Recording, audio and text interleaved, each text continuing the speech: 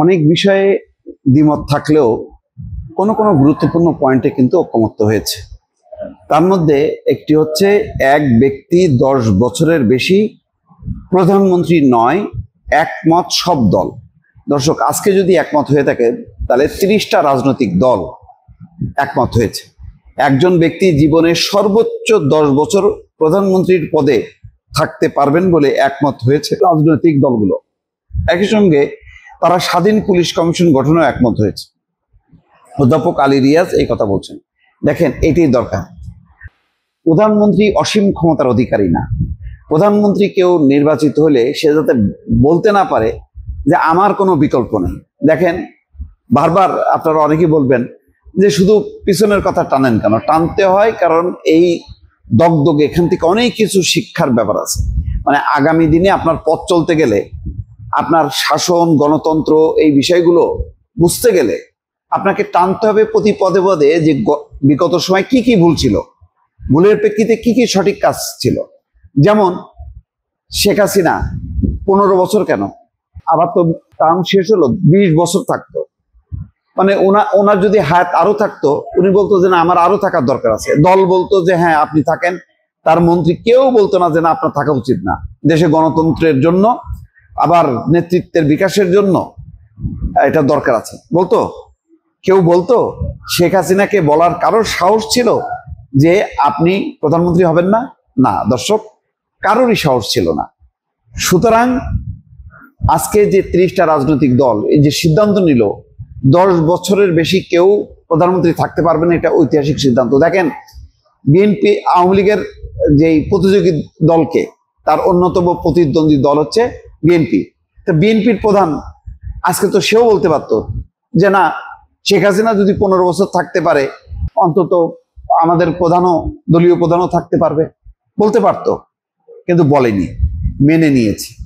এটাই হচ্ছে গণতন্ত্র। এই যে আলাপ আলোচনা করতে করতে এটাই হচ্ছে আপনার গণতন্ত্রের আপনি বিকাশ, উৎকর্ষ বা ধারাবাহিক গণতন্ত্রকে আপনি যদি উন্নত করতে চান, আপনাকে আলাপ আলোচনা করতেই হবে। এই যে 19 দিন ব্যাপী আলোচনা হচ্ছে, আমি মনে করি এটা একটা ভালো সিদ্ধান্ত হয়েছে, যাতে কেউ মনে না করতে পারে আমি শেষ প্রধানমন্ত্রী, মানে আমার বাইরে আর কেউ নাই।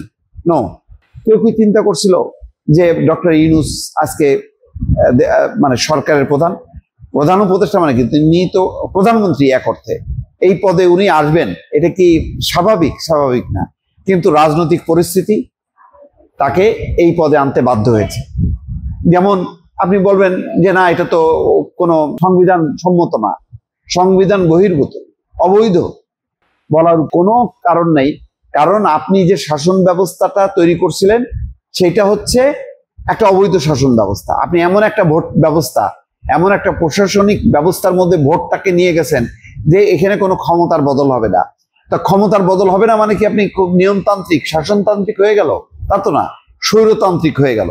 তা স্বৈরতান্ত্রিক ব্যবস্থাকে আপনি বলতে পারবেন না এটা খুব শাসনতান্ত্রিক, খুব গণতান্ত্রিক, আর এখন যে ক্ষমতা আছে সেই ক্ষমতার কোনো সাংবিধানিক ভিত্তি নেই। নো, আপনি বলতে পারেন না, কারণ লক্ষ লক্ষ মানুষ, টেলিভিশন থেকে শুরু করে সবাই সাক্ষী যে মানুষ নেমে আসছে, একটা পরিবর্তন ঘটাইছে।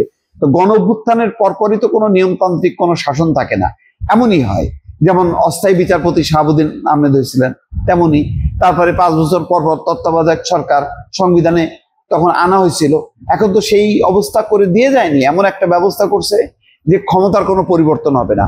তো আপনি যখন কি কোনো পানি নামবে, তার যদি পথটাকে আপনি রুদ্ধ করেন, তখন পানি উচ্চায় পড়বে, তখন সেই উচ্চায় পড়ে আপনাকে ডক্টর ইউনূসকে গিলতে হচ্ছে। সামনে আপনি কি করবেন সেটা হলো বড় কথা। অতীতের কথা বাদ দেন, সামনে করতে হবে ওইটাই, গণতন্ত্রকে যে কোনো ভাবে। আপনার গণতন্ত্র প্রতিষ্ঠা হয়ে গেলে কি একদম দুধের নহর বইবে? তা তো বইবে না। গণতন্ত্রেরও অনেক কণ্টকাকীর্ণ পথ আছে, সেই পথকে আপনাকে পাড়ি দিতে হবে। কিন্তু গণতন্ত্রকে কোনোভাবেই গলা টিপে হত্যা করা যাবে না। গণতন্ত্রের সংকট সমাধানের জন্য গণতন্ত্রকে আরো বেশি করে আপনাকে চর্চার মধ্যে নিয়ে আসতে হবে। সুতরাং সেই কাজটা করলে আমরা ভবিষ্যতে একটা গণতান্ত্রিক প্রধানমন্ত্রী পাবো। স্বৈরতান্ত্রিক প্রধানমন্ত্রী আমাদের দরকার নেই, আমাদের গণতান্ত্রিক প্রধানমন্ত্রী দরকার। এবং এইটা যে মাথার মধ্যে থাকবে যে 2 বারের বেশি হওয়া যাবে না, টানা মানে 10 বছরের বেশি কেউ থাকতে পারবে না, সেটা গ্যাপ দিয়ে হোক অথবা পরপর হোক, এইটা গুরুত্বপূর্ণ। এই যে এতদিন আলাপ আলোচনার মধ্য দিয়ে এই উপলব্ধিটা, এটা একটা গণতান্ত্রিক উপলব্ধি, এটাকে অবশ্যই ওয়েলকাম জানানো উচিত। দর্শক ভালো থাকবেন, আল্লাহ হাফেজ।